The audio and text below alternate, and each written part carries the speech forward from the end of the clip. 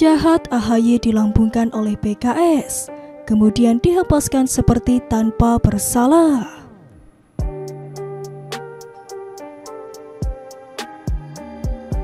Sepertinya sudah menjadi tabiat PKS untuk selalu mengerjai Partai Demokrat. Tentu masih segar diingatan kita kala itu PKS diberikan jatah 4 kursi menteri oleh SBY, yakni Menkominfo, Menteri Sosial, Menteri Pertanian, serta Menteri Riset dan Teknologi. Tapi apa balasan PKS terhadap Partai Demokrat? Bukannya menjaga kepercayaan tersebut dengan baik, mereka malah menusuk SBY dari belakang. Kala itu ekonomi dunia memang sedang bergejolak sehingga pemerintah terpaksa menaikkan harga BBM. Bukannya menjelaskan kepada masyarakat kenapa harga BBM naik atau mendukung langkah SBY tersebut, PKS malah menolak dengan keras kebijakan itu. Tidak pelak PKS pun auto menjadi koalisi pemerintah rasa oposisi kala itu. Punya perwakilan di kabinet tapi kerjaannya nyerang pemerintah juga. Persis kayak Rizal Ramli. Hal ini yang kemudian membuat Partai Demokrat marah bukan kepalang. Koalisi itu bukan berarti tidak ada diskusi. Perbedaan argumentasi silakan saja.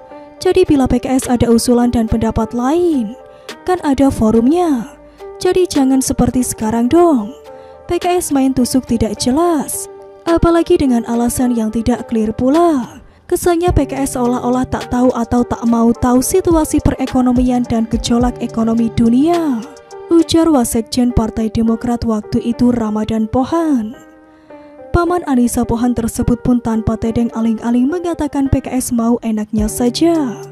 PKS harus bantu pemerintah atasi persoalan ekonomi, juga ikut sosialisasikan ke rakyat. Jika sikap pelin-pelan ini dipelihara, rakyat pasti kecewa. Publik ingin PKS jangan disorientasi mau nikmat sendiri dan kanan kiri, oke. Lanjut Ramadan Pohan dengan nada jengkel dan berapi-api. Nah sekarang PKS kembali ngerjain Partai Demokrat. Pertanyaannya dengan cara apa? Partai berlambang bintang Mercy itu dilambungkan setinggi bintang di langit, lalu dihempaskannya tidak berdaya. Semua sudah tahu kalau PKS menyodorkan nama Aher untuk diusung sebagai cawapres Anies. Dan kalau diperhatikan secara seksama si Aher ini memang jauh lebih unggul dibandingkan dengan AHY. Terutama soal pengalaman Kang Aher pernah jadi ketua fraksi PKS DPRD DKI, wakil ketua DPRD DKI dan gubernur Jawa Barat 2 periode. Sedangkan AHY cuma pernah menjadi cagup DKI saja, itu pun kalah. Kemudian ia juga pernah menjadi ketua Korgasma Partai Demokrat. Yang hasil kinerjanya selama menjadi pucuk pimpinan Korgasma itu kita tidak tahu. Selanjutnya AHY memang terpilih menjadi orang nomor 1 di Partai Demokrat. Namun itu tidak bisa dibanggakan, lantaran bukan usahanya sendiri melainkan usaha bapaknya. Jadi kalau AHY menang di pemilihan kepala desa saja belum pernah. Aher sudah pernah memimpin daerah dengan 18 kabupaten dan 9 kota, dan dengan populasi penduduk mencapai 48 juta jiwa. Namun ini yang unik sekaligus menarik, PKS malah seolah lebih mendukung AHY untuk nyalon wakil presiden dibandingkan Aher. Tidak ada masalah AHY menjadi cawapres Anies, ujar Sekjen PKS Abu Bakar Al-Habsyi dengan nada seperti tanpa bersalah. Abu pun meyakinkan Partai Demokrat bahwa AHY tidak punya ganjalan untuk jadi cawapres. Asik, hehehe. Dengan Sekjen PKS ngomong begitu, mungkin ada juga kader Demokrat yang sujud syukur karena langkah ketum mereka yang pengen jadi cawapres sebentar lagi terwujud. Tapi bagaimana kelanjutannya? Muncul lagi berita baru di merdeka.com yang berjudul PKS 7 duet Anies Khofifa di Pilpres 2024.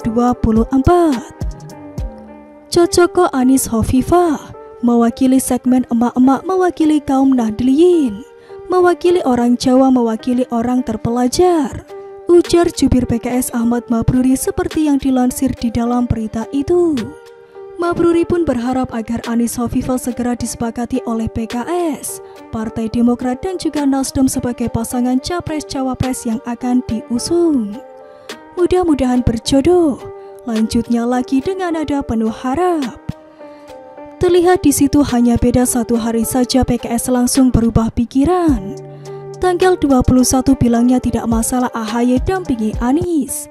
Tanggal 22 ngomongnya siap dukung Anies Hovifah di Pilpres 2024.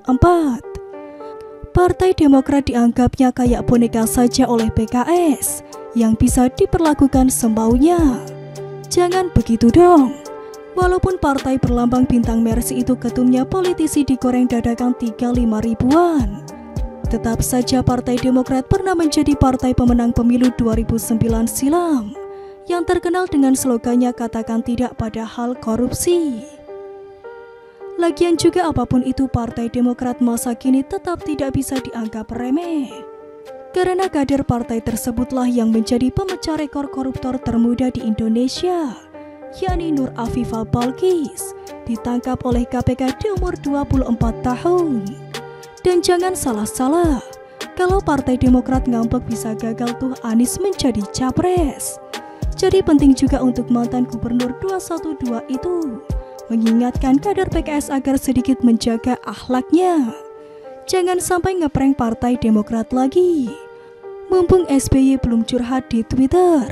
Karena kalau SBY sudah marah bercampur kesal dan ngambek, bisa berabe kalian.